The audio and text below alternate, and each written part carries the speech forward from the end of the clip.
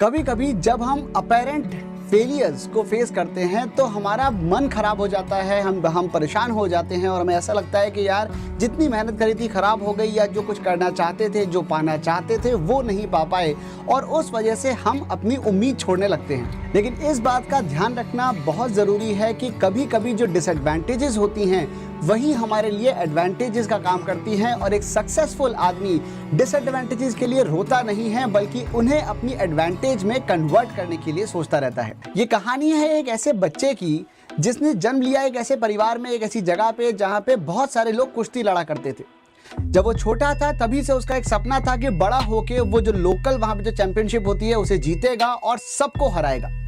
यही सोच के उसने अखाड़े में जाके प्रैक्टिस करना शुरू किया।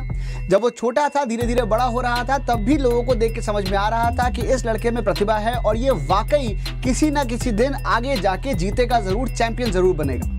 जब वो बच्चा बड़ा हुआ और एक्चुअली उसकी ऐसी उम्र हुई कि वो वाकई चैंपियनशिप में पार्टिसिपेट कर सकता था, तो उससे जस्ट पहले बदकिस्मती से उसका एक एक्सीडेंट हुआ जिसकी वजह से उसका राइट हैंड काटना पड़ा।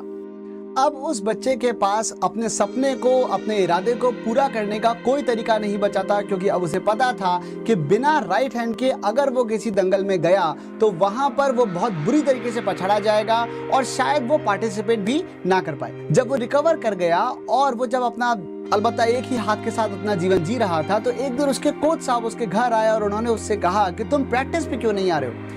वो लड़का अपने कोच की शक्ल देखता रह गया, मुंह ताकता रह गया, और वो कंफ्यूज था कि ये कोच साहब क्या कह रहे हैं। मेरे पास जब राइट हैंड ही नहीं है, एक हाथ ही नहीं है, तो मैं अखाड़े में आके प्रैक्टिस करके करूंगा क्या, क्योंकि कुश्ती का तो करियर मेरा एक तरीके से खत्म हो चुका है। फिर भी कोच साहब ने कहा कि नहीं, तुम्हें कल से प्रैक्टिस पे आना है और इसके अंदर मैं कुछ भी और नहीं सुनना चाहता। अपने कोच साहब की बात मान के बच्चा अगले दिन प्रैक्टिस के लिए पहुंचा। जब वो वहां पहुंचा तो कोच साहब ने उसे एक मूव दिया प्रैक्टिस करने के लिए, और उन्होंने कहा कि तू लगातार इसी मूव को प्रैक्टिस करता रहे।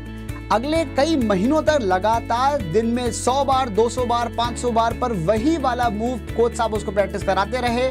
लड़के ने पूरा का पूरा भरोसा अपने टीचर पे रखते हुए, अपने कोच पे रखते हुए वही प्रैक्टिस करता रहा। हालांकि उसके दिल में ये ख्याल लगातार आता रहा कि कोच साहब मेरे हाथ एक नहीं है, मेरी एक डिसेबिलिटी है, इस चक्कर में मुझे एक्चुअली नॉर्मल से ज़्यादा मूव्स आने चाहिए, आप मुझे एक ही मूव क्यों प्रैक्टिस कराते जा रहे हैं।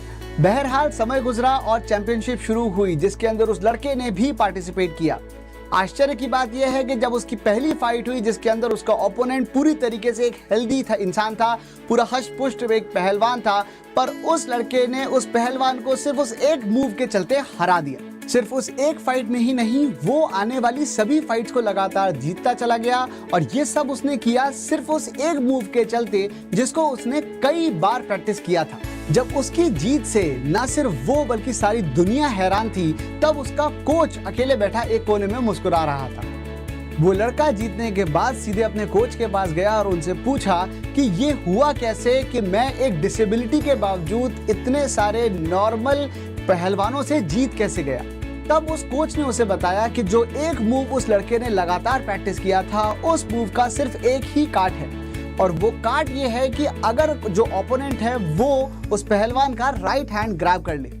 अब खास बात यह है कि उस लड़के का जब राइट हैंड था ही नहीं, तो जो ओपोनेंट है वो कभी उसका राइट हैंड ग्रैब कर ही नहीं पाता।